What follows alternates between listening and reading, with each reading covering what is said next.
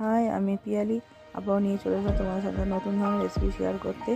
গন্ধরাজ chilli chicken বল। তো প্রথমে চিকেনটাকে পেস্ট করে নিয়েছি। ওর মধ্যে গন্ধরাজ লেবুর রস, আদা লঙ্কা পেস্ট, রসুন কুচি, ক্যাপসিকাম কুচি, পেঁয়াজ কুচি, 1 চামচ কর্নফ্লাওয়ার, 1 চামচ ময়দা দিয়ে ভালো করে 2-3 ঘন্টার জন্য ম্যারিনেশন করে রেখে দিয়েছিলাম। তারপরে এদিকে এক সাইডে পেঁয়াজ কুচি, ক্যাপসিকাম কুচি, রসুন কুচি আর 3 রকম সস নিয়ে নিয়েছি।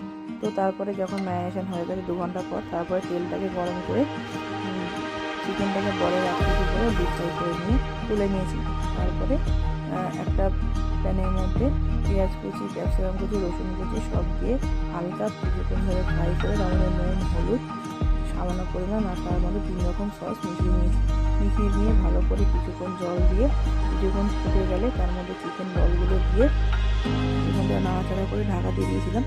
তারপরে নামিয়ে তিল আর গন্ধরাজ লেবু সার্ভ করলেই তৈরি।